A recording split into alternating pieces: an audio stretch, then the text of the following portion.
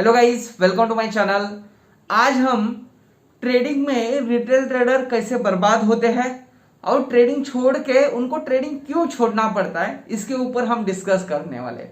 मैं भी यही गलती करता था, आप भी वही गलतियां करते हो, मुझे पता है, इसलिए आपका प्रॉफिट नहीं हो रहा है। यही गलतियां करते हो तो वीडियो के कमेंट में बता देना, और मैं आज आपको बता देता हूं कि आप यही पॉइंट फॉलो करो। इसके बाद आपको लॉस हो तो मुझे बता देना। वीडियो लास्ट तक देखना। वीडियो अच्छा लगे तो वीडियो को लाइक, शेयर और सब्सक्राइब करना ना भूलिए। तो चलो वीडियो स्टार्ट करते हैं। तो पहली बात एक समझ लेना कि ट्रेडिंग एक बिजनेस है। ट्रेडिंग को बिजनेस के तरह देखो। आप पहली तो एक गलतियां करते हो कि ट्रेडिंग को बिजनेस की तरह नहीं देखते हो। ट्रेडिंग को एक बिजनेस की तरह देखो, तभी तो आप प्रॉफिट कर सकते हो। आपको एक एग्जांपल देता हूं कि आप कोई भी एक रेस्टोरेंट्स पकड़ लो। रेस्टोरेंट्स में हम कभी भी ऐसा करते हैं क्या कि मुझे दिन में 1 लाख का प्रॉफिट चाहिए, 50,000 का प्रॉफिट चाहिए, हम कैपिटल डबल करने 5 लाख का 10 लाख करने वाले हो। ये होता है क्या? एक्चुअली नहीं, हम एक्सपेक्ट नहीं करते। फिर ट्रेडिंग से क्यों कर रहे हो? तो पहली बात तो एक है कि ट्रेडिंग को एक बिजनेस की तरह देखो।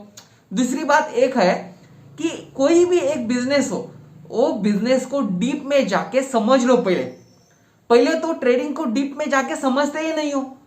अपने को चाहिए कि सिर्फ और सिर्फ पैसा चाहिए, ट्रेडिंग को समझना नहीं है और पैसे चाहिए, ऐसा नहीं होता है।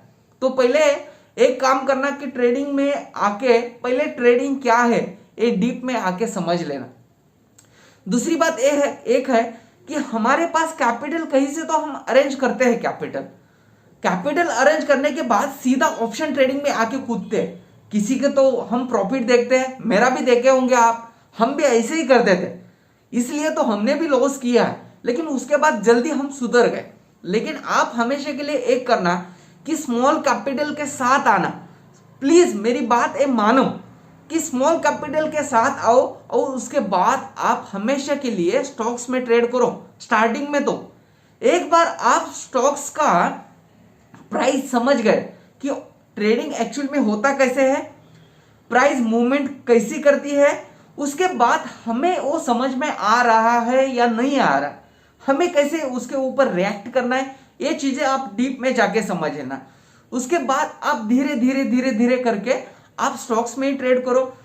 आपको समझ में आ रहा है या नहीं आ रहा है, ये आपको भी समझ में आ जाएगा।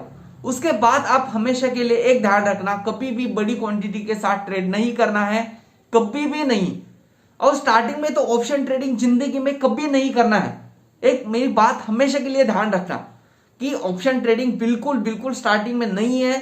ये ऐसा है कि एक समुंदर है ट्रेडिंग मतलब, और इस समुंदर में बहुत बड़े बड़े शार्क है और हम तो छोटी छोटी मछलियां हैं, हमें तो ऐसे ही खा लेंगे वो लोग। तो इसलिए हमें छोटे कैपिटल के साथ ट्रेडिंग करना है, और उसके बाद ट्रेडिंग समझ में आ रहा है तो वो कंटिन्यू करो, नहीं तो वो 10-15 हजार जाने के बाद भी आपको इतना ज्यादा कुछ नहीं लगेगा।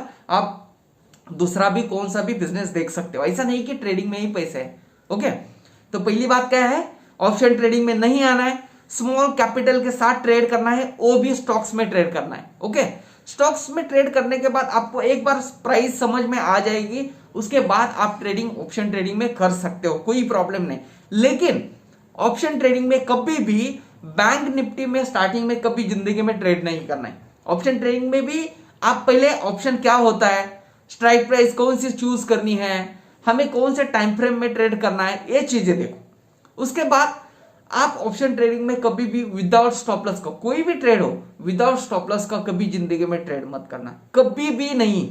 आप विदाउट स्टॉप लॉस का ट्रेड करोगे तो समझ लो आप आग में जा रहे हो, आप कब जल जाओगे ना आपको भी समझ में नहीं आएगा। ओके, तो हमेशा के लिए स्टॉप लॉस के साथ ट्रेड करना है, विदाउट स्टॉप लॉस का ट्रेड कभी भी नहीं करना है। ग्रीडीनेस कभी भी नहीं रखना है।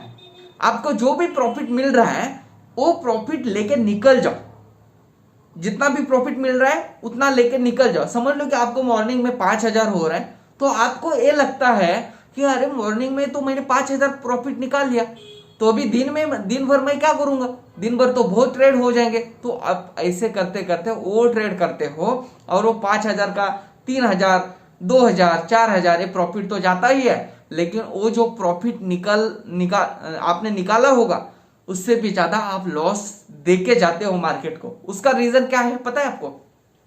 कि आप 5,000 समझ लो मार्केट से प्रॉफिट दिन में निकाल लिए, तो आपको लगता है कि 5,000 से अब भी ज्यादा मैं प्रॉफिट निकाल लेता हूं। उसके बाद होता ऐसा है कि 5,000 से आपका 4,000 बचता है, तो आपको लगता है अरे यार सुबह सुबह तो 5,000 प्रॉफिट था, अभी मैंने 4,000 कर दिया। अभी मैं क्या करता हूँ, अभी एक ट्रेड करता हूँ थोड़ा सा रिस्क लेके और 5,000 ही करता हूँ, अभी मेरा ट्रेडिंग खत्म करता हूँ। लेकिन एक्चुअल में नहीं, ऐसे नहीं होता है। वो 4,000 का फिर 3,000 होता है और तभी आपका साइकोलॉजी खराब होने लगता है। और बड़े ट्रेडर को यही चाहिए कि आपको यही करना है, यही करवाते हैं वो, और आपको उसके बाद वो माइंडसेट खराब होने के बाद आप ऐसे ट्रेड करने लगते हो दिन भर कंटिन्यूसली। मैंने तो देखा है 100 200 ट्रेड करते हैं लोग। आपके डिटेल्स में जाके देखना, आपके लॉस से ज्यादा आपका ब्रोकरेज ही ज्यादा होगा। तो हमेशा के लिए एक ध्यान रखना, कभी भी ओवर ट्रेडिंग नहीं करना है। ऑप्शन में आने के बाद आपको एक रूल्स डिफाइन करना है कि दिन में मुझे 3 ही ट्रेड करने हैं। मॉर्निंग में एक ट्रेड करना है और उसके बाद एक अच्छा खासा ट्रेड मिला तो करना है, नहीं तो सीधा 1 बजे के बाद। बीच में मोमेंटम नहीं होता है, बिल्कुल नहीं होता है। तो 2 चीजें हैं। अभी तक हमने एक स्टॉक्स का डिस्कस किया, स्टार्टिंग में कम कैपिटल के साथ ट्रेडिंग करना है, वो भी स्टॉक्स में। ऑप्शन में आने के बाद सीधा बैंक निफ्टी में ट्रेड नहीं करना है, वो भी निफ्टी में ट्रेड करना है एक लॉट के साथ। आप एक बार निफ्टी में ट्रेड करना स्टार्ट कर दिए, वो भी स्टॉप लॉस के साथ, दिन में 3 ही ट्रेड करना है। वो ट्रेडिंग आपका इधर ही खत्म हो जाएगा। फिर दिन में 3 ट्रेड स्टॉप लॉस हो जाए तो भी कोई प्रॉब्लम नहीं, सिर्फ और सिर्फ छोटे छोटे पॉइंट की एसएल देते चलो और कंटिन्यूसली ट्रेड करते चलो। उसके बाद आप धीरे धीरे धीरे धीरे धीरे क्या करना है, आपको प्राइस समझ में आ जाएगी। उसके बाद आपका कंट्रोल आ जाएगा माइंड में। तो एक बार कंट्रोल आ जाएगा तो आप निफ्टी से आके बैंक निफ्टी में ट्रेड कर सकते हो, लेकिन वो भी 6 मंथ के बाद।